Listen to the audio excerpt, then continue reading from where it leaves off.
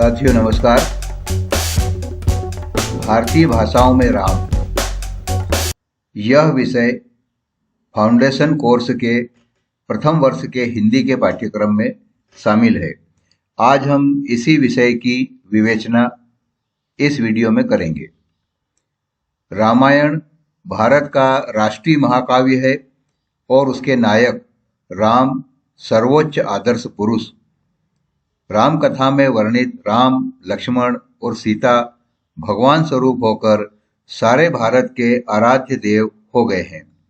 उत्तर भारत में राम भक्ति के प्रवर्तन का मुख्य श्रेय आचार्य रामानंद को प्राप्त है। राम की अवधारणा भारतीय संस्कृति में रची बसी हुई है। इस कारण भारत की सभी भाषाओं में उनके जीवन चरित्र की अलग अलग तरह से अभिव्यक्ति मिलती है। राम का चरित्र रामायण ग्रंथों के रूप में देखा जा सकता है। अलग अलग प्रकार से गिनने पर रामायणों की संख्या 300 से लेकर 1000 तक की अलग अलग रूपों में मिलती है। राम कथा के प्रसिद्ध व्याख्याकार पंडित राम किंकर उपाध्याय के अनुसार विभिन्न भाषाओं में 300 से ज्यादा रामायण दुनिया भर में प्रचलित है। फादर कामिल बुल्के ने अपने शोध ग्रंथ राम कथा उत्पत्ति और विकास में रामायण या राम कथा के 1000 से अधिक ज्यादा रूपों का उल्लेख किया है। भारतीय और बाहर की भाषाओं में राम को चरित्र नायक बनाकर लिखे गए काव्य, कथा, नाटक और चंपू ग्रंथों की बहुलता है। उस आधार पर कहा जा सकता है कि कम से कम एशियाई देशों में लोक और संस्कृति दोनों पर ही राम का बहुत गहरा प्रभाव रहा है। इसके अलावा 2 से 3000 लोक कथाएं भी हैं जो राम कथा से जुड़ी हुई है। भारत के अलावा 9 और देश है जहां किसी न किसी रूप में राम कथा सुनी जाती है। संस्कृत में रचित वाल्मीकि रामायण, जिसे आर्ष रामायण भी कहा जाता है, सबसे प्राचीन मानी जाती है। इतिहास पर आधारित एवं सदाचार संपन्न आदर्शों का प्रतिपादन करने वाले काव्य को आर्ष महाकाव्य कहा जाता है। वाल्मीकि रामायण में कहा गया है, रामो विग्रहवान धर्म, अर्थात राम धर्म के मूर्त स्वरूप हैं। साधारणतः यह माना जाता है कि राम के जीवन पर सबसे पहला ग्रंथ महर्षि वाल्मीकि द्वारा लिखी गई रामायण ही है और कुछ हद तक यह सच भी है। लेकिन ऐसा नहीं है कि राम का पहली बार उल्लेख वाल्मीकि ने अपने ग्रंथ में किया हो। वेदों में भी राम का नाम 1-2 स्थानों पर मिलता है। वाल्मीकि भगवान राम के समकालीन थे और सीता ने उनके आश्रम में ही लवकुश को जन्म दिया था। लवकुश ने ही राम को दरबार में वाल्मीकि की लिखी हुई रामायण सुनाई थी। राम के वन से अयोध्या लौटने के बाद रामायण की रचना हुई, जिसमें 24,000 श्लोक, 500 सर्ग एवं 7 कांड है। 24,000 श्लोक, 500 सर्ग एवं 7 कांड है। राम कथा अन्य अनेक भारतीय भाषाओं में भी लिखी गई है। भारत में लगभग हर भाषा में राम कथा है। संस्कृत में करीब 17 तरह की छोटी बड़ी राम कथाएं हैं, जिनमें वाल्मीकि, वशिष्ठ, अगस्त्य और कालिदास जैसे ऋषियों और कवियों की रचनाएं शामिल है। सभी के कथानक मूलतः वाल्मीकि रामायण से ही प्रेरित है। हिंदी में 11, मराठी में 8, बंगला में 25, तमिल में 12, तेलुगु में 12 तथा उड़िया में 6 रामायण मिलती है। स्वामी करपात्री जी महाराज ने रामायण मीमांसा नाम के ग्रंथ की रचना की है। उसमें राम गाथा को आपने विज्ञान आधारित करते हुए विज्ञान आधारित विवेचन उसका किया है। भारत में गोस्वामी तुलसीदास द्वारा रचित रामचरितमानस सबसे ज्यादा प्रचलित है और राम कथा के रूप में घर घर में वही पूजी भी जाती है। तुलसीदास ने विक्रम संवत 1631 अर्थात 1574 ईस्वी में राम नवमी के दिन अयोध्या में रामचरितमानस लिखना शुरू किया था। रामचरितमानस को लिखने में गोस्वामी तुलसीदास जी को 2 वर्ष 7 माह और 26 दिन का समय लगा था और उन्होंने इसे संवत 1633 जिसके अनुसार 1576 ईस्वी के मार्ग शीर्ष शुक्ल पक्ष में पंचमी के दिन राम विवाह के दिन इसे पूर्णता प्रदान की। इसका लेखन पूर्ण हुआ था। इस प्रकार 966 दिन में रामचरितमानस का लेखन पूर्ण हुआ। इस महाकाव्य की भाषा अवधी है। रामचरितमानस की रचना तुलसीदास जी ने अयोध्या, वाराणसी और चित्रकूट में रहते हुए की थी। भारत इस अवधि के दौरान मुगल सम्राट अकबर के शासनकाल में था और अकबर का शासनकाल 1556 से 1605 ईस्वी तक का था। रामचरितमानस में 27 श्लोक, 4608 चौपाई, 1074 दोहे तथा 207 सोरठे हैं और 86 छंद इसमें लिखे गए हैं। श्री रामचरितमानस को गोस्वामी जी ने 7 कांडों में 7 भाग में विभक्त किया है।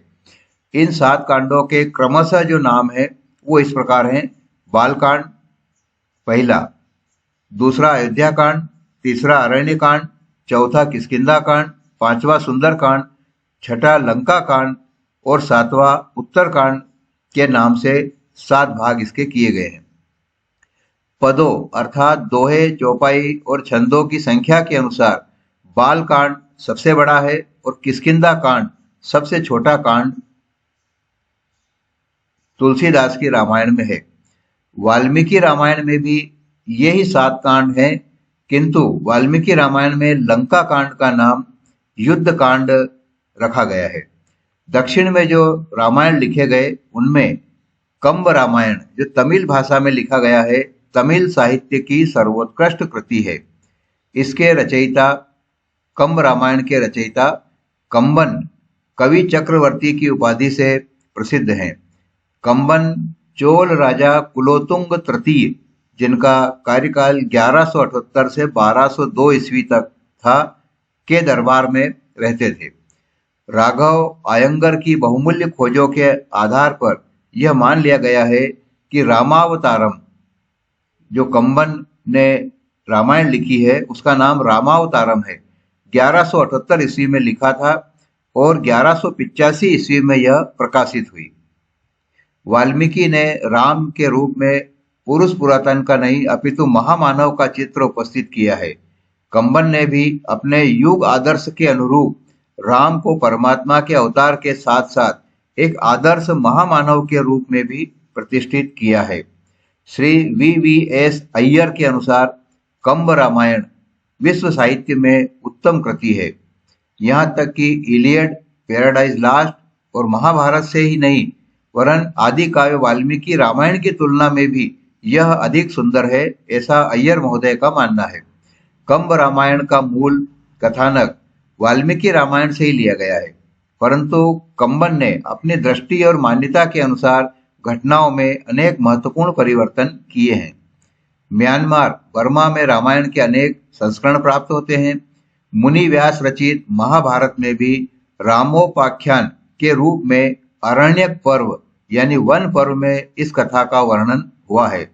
कृतिवास रामायण या श्रीराम पांचाली की रचना 15वीं सदी के बांग्ला कवि कृतिवास ओझा ने की थी। संत कृतिवास बंग भाषा के आदि कवि माने जाते हैं। इस प्रकार श्रीराम पांचाली बांग्ला भाषा में लिखी हुई रामायण है। गोस्वामी तुलसीदास जी के रामचरितमानस के रचना काल से लगभग 100 वर्ष पहले कृतिवास रामायण लिखी गई थी। राम द्वारा शक्ति पूजा का सर्वप्रथम चित्रण कृतिवास रामायण में ही आता है। बंग भाषा यानी बांग्ला भाषा के इस महाकाव्य में 6 कांड हैं: आदि कांड, अयोध्या कांड, अरण्य कांड, किष्किंधा कांड, सुंदर कांड और लंका कांड। यानी जिसे हम उत्तर कांड के नाम से जानते और सुनते हैं, उस नाम से कोई कांड बांग्ला रामायण में शामिल नहीं है। बौद्ध परंपरा में श्री राम से संबंधित दशरथ जातक, अनामक जातक तथा दशरथ कथानक नामक 3 जातक कथाएं उपलब्ध होती है। रामायण से थोड़ा भिन्न होते हुए भी ये ग्रंथ इतिहास के स्वर्णिम पृष्ठ हैं। रामायण अर्थात राम का मार्ग या उससे भी बढ़कर राम का निवास, राम का घर, यह अर्थ इसका ग्रहण होता है। यही इसका अर्थ प्रमाणिक रूप से माना जाता है। रामायण अर्थात राम का निवास। वाल्मीकि की लिखी रामायण इतनी मौलिक, प्रामाणिक और मान्य है कि राम को आधार बनाकर लिखी गई दूसरी सभी काव्य रचनाओं और गाथाओं को भी इसी नाम से पहचाना जाता है। विश्व इतिहास और विश्व साहित्य में राम के समान अन्य कोई पात्र कभी नहीं रहा। वे मर्यादा पुरुषोत्तम, आदर्श राजा, आज्ञाकारी पुत्र और आदर्श पति होने के साथ ही प्रबल योद्धा और परम सूरवीर भी हैं। अत्याचारी रावण और उसके समर्थकों का विनाश करके उन्होंने आर्य संस्कृति की विजय पताका दूर दूर तक फहरा दी। वाल्मीकि ने संपूर्ण घटना चक्र को स्वयं देखा या सुना था, इसलिए उसे प्रामाणिक माना जाता है। मूल राम कथा के रूप में वाल्मीकि रामायण के अलावा जो अन्य रामायण लोकप्रिय है उनमें अध्यात्म रामायण, आनंद रामायण, अद्भुत रामायण तथा तुलसीदास की लिखी हुई रामचरितमानस उल्लेखनीय है। वाल्मीकि रामायण के पश्चात अध्यात्म रामायण राम कथा में दूसरा प्राचीन ग्रंथ है। वाल्मीकि में जहाँ इतिहास का प्रभाव ज्यादा है, वहीं अध्यात्म रामायण में राम का ईश्वरत्व उभरता हुआ दिखाई देता है। एक मान्यता के अनुसार अध्यात्म रामायण ही विश्व की प्रथम रामायण है। शिव ने सबसे पहले यह कथा पार्वती को सुनाई थी। कथा को एक कौवे ने भी सुन लिया। उसी कौवे का अगला जन्म काकभुसुंडी के रूप में हुआ। काकभुसुंडी को पूर्व जन्म में भगवान शंकर से सुनी हुई राम कथा पूरी की पूरी याद रही। उन्होंने यह कथा अपने शिष्यों को सुनाई। इस प्रकार राम कथा का प्रचार हुआ। तुलसीदास की रामायण का आधार भी यही अध्यात्म रामायण है। वाल्मीकि रचित रामायण, अद्भुत रामायण, आनंद रामायण आदि के समान अध्यात्म रामायण किसी ऋषि के जरिए रची हुई नहीं है।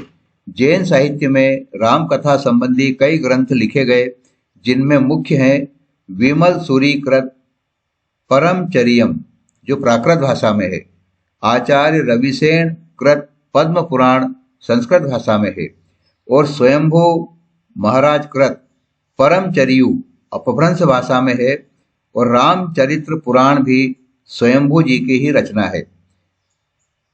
इसी प्रकार गुणभद्रकृत उत्तर पुराण जो संस्कृत भाषा में है, यह भी राम कथा के आधार पर लिखी गई है। जैन परंपरा के अनुसार राम का मूल नाम पद्म या पौमा था। यह विवरण हिंदू संस्करणों से काफी भिन्न है। सिया राम मैं सब जुग जानी, करऊं प्रणाम जोर जुग पानी। मानस में इस पद के माध्यम से गोस्वामी तुलसीदास जी ये संदेश देते हैं कि यह पूरा संसार सीताराम का ही स्वरूप मात्र है। लक्ष्मण सूरी की रचना पोलस्य वध है। इसमें उन्होंने भगवान श्री राम का वर्णन करते हुए कहा है, हाथ में दान, पैरों से तीर्थ यात्रा, भुजाओं में विजयश्री, वचन में सत्यता, प्रसाद में लक्ष्मी, संघर्ष में शत्रु की स्वाभाविक मृत्यु, ये राम के सहज गुण है, स्वाभाविक गुण है। आचार्य रामचंद्र शुक्ल अपनी पुस्तक गोस्वामी तुलसीदास में कहते हैं कि राम के बिना हिंदू जीवन नीरस है और फीका है। तुलसी ने कठिन दौर एवं विषम परिस्थितियों के बीच राम को मातृभाषा यानी अवधी में, जो हिंदी की ही एक बोली मानी जाती है, ढालकर रामचरितमानस के रूप में सभी के सम्मुख प्रस्तुत किया था। तेलुगु की रंग रामायण, मलयालम में इरामचरित, कन्नड़ में तोराबे रामायण, मराठी में संत एकनाथ कृत भास्कर रामायण, असमिया में शंकर देव कृत उत्तरकांड एवं श्री राम विजय नाटक, उड़िया में जगन मोहन रामायण आदि अनेक महाकाव्य मिलते हैं। केशव दास की रामचंद्रिका भाषा सौष्ठव एवं अलंकारों से सुसज्जित है। मैथिली शरण गुप्त की रचना साकेत में सहज लौकिकीकरण मिलता है। इसके अलावा चीन, Indonesia, Malaysia, Japan, Thailand, Nepal, Sri Lanka आदि देशों में भी राम पर विविध रचनाएं उपलब्ध है, जो जनमानस को परिष्कृत कर रही है। आधुनिक समय में सूर्यकांत त्रिपाठी की राम की शक्ति पूजा नाम से जो रचना है, वह अत्यंत महत्वपूर्ण और बहुत ही एक प्रसिद्ध रचना है। वीडियो को आपने अंत तक देखा, बहुत बहुत धन्यवाद।